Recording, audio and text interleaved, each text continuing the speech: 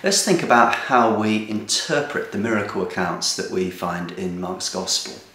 Broadly speaking, there are two different ways of interpreting these accounts. There is a literal interpretation and there is a liberal interpretation. We'll start with the literal interpretation. It's probably the most straightforward. A literal interpretation is adopted by people who would call themselves literalists. And these are people who say that Mark is recording actual historical events in his Gospel. What we find in Mark's Gospel is a biographical account of Jesus' life.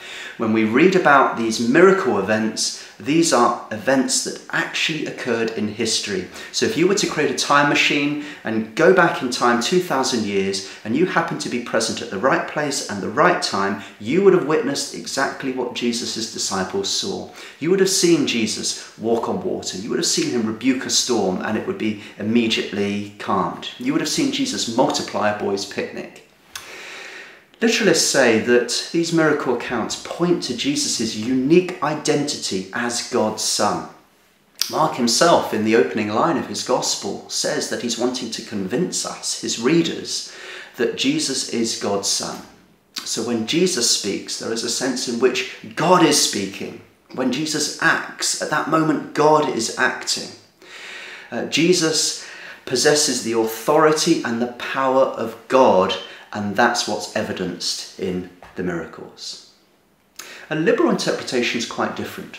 A liberal interpretation is adopted by people who would call themselves liberals. And this is less straightforward than a literal interpretation because different liberals would say slightly different things.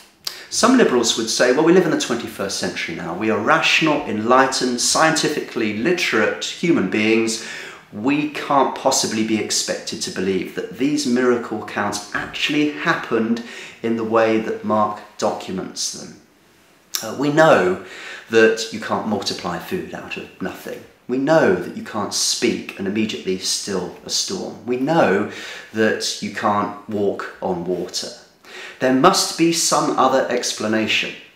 So in the case of Jesus calming the storm, we know that sudden squalls can die down as quickly as they flare up.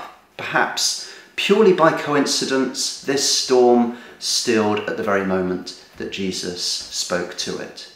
And in the minds of disciples, they drew a connection between Jesus speaking and the storm stilling. Other liberals may say that perhaps Mark started with a fairly ordinary account of Jesus being in the boat with his disciples, but he embellished that account. He added to the account. He made it look more impressive than the original in order to make a point about Jesus' identity. But it didn't really happen like that. Other liberals would say, why are we even asking ourselves the question, what really happened? That question is not a question that is even worth our while asking. We can't know what actually happened. And Mark isn't really interested in telling us what did or didn't happen.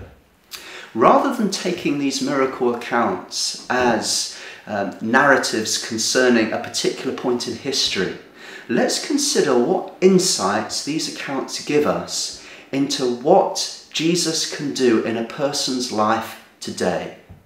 So the account of Jesus stilling the storm doesn't really tell us anything about what happened 2,000 years ago. We can't know what happened 2,000 years ago. But what we can know is that Jesus brings calm to troubled lives. What we can know is that Jesus can calm the tumultuous waters of our own internal lives and bring peace and tranquility and wholeness and well-being where previously there was chaos. Liberals may say, look at how Jesus addresses the storm as if it's an evil spirit.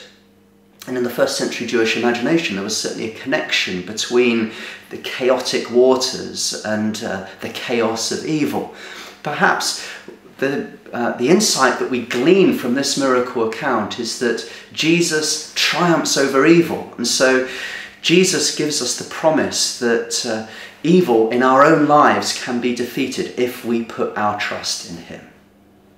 So to summarise, many liberals would say that it doesn't really matter what happened at history. We can't know what happened in history.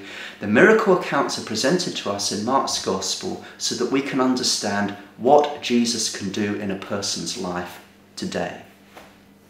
Now, a lot depends really on what kind of literature you think we're dealing with when we read Mark's miracle accounts. Are we dealing with straightforward biographical accounts? Is Mark primarily an historian? Is he chronicling events that actually occurred in history? Or is Mark a different kind of writer altogether?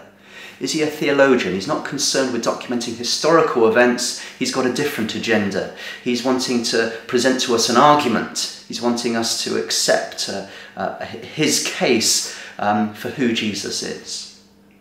If you think that Mark is setting out straightforward historical biography, then you'll perhaps be drawn to a literalist interpretation of the miracle accounts. If you're drawn to the idea that Mark is doing something quite different in his writing as a theologian, you might be drawn more to a liberal interpretation. But what I want to submit to you is that actually these two different options aren't mutually exclusive. It's not either or, it can be both and.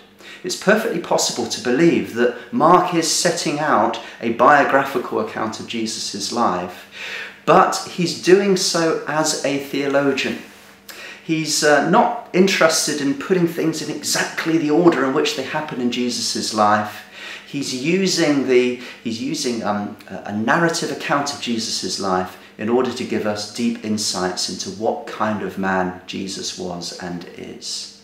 And so perhaps actually it's possible to reconcile a literal and a liberal interpretation of the miracle accounts and say something extraordinary actually happened in history, but that extraordinary event does give us insight into what Jesus can do in a person's life in the here and now.